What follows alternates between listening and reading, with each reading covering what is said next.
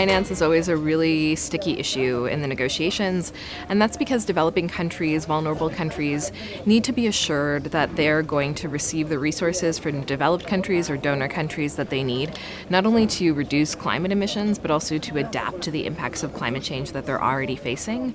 A big part of that conversation that's emerged in recent years is around what's being called loss and damage, and that's the desire amongst vulnerable countries to receive compensation for the losses and damages that they're already facing from climate change that they can't adapt to. And a big part of that is, as you mentioned, the GCF, or the Green Climate Fund. That is what houses this promise that countries have made to deliver $100 billion in climate finance by 2020.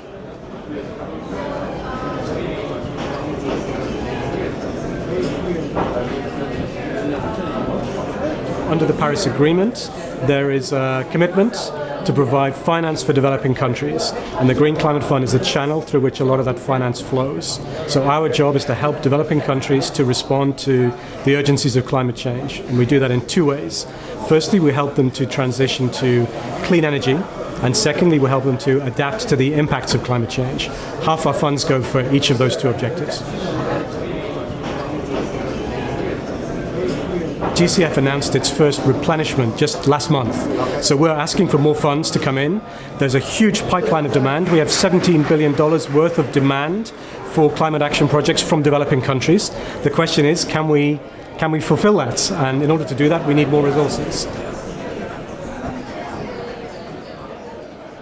Comme on dit, l'argent, c'est le nerf de la guerre. Évidemment, c'est une COP où on va beaucoup, en fait, on en parle déjà, on parle beaucoup de finances. Puis, évidemment, il doit y avoir une reconnaissance, d'abord de besoins des pays les plus vulnérables par les pays les plus riches.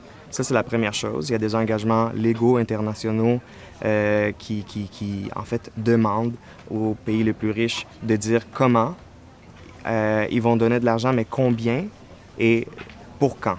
Donc, ces trois questions-là sont en train de discuter en ce moment. Parce que le comment est extrêmement important afin de bâtir une assurance à long terme que les pays riches vont vraiment donner l'argent qu'ils ont promis.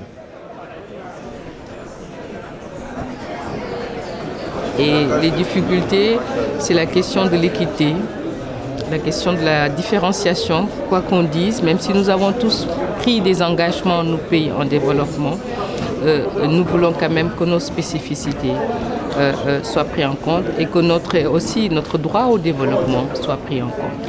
Mais il faudra de la flexibilité dans les règles de mise en œuvre en tenant compte des spécificités des pays en développement, de leurs besoins de développement et aussi de leur niveau très affecté par les impacts du changement climatique. Les coûts d'adaptation deviennent énormes pour nos économies.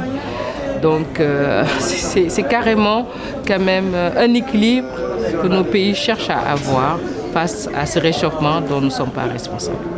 This is an intergovernmental process that they are a part of, and one of the things that this process says is that northern countries should take the lead in providing finance as part of their historical responsibility.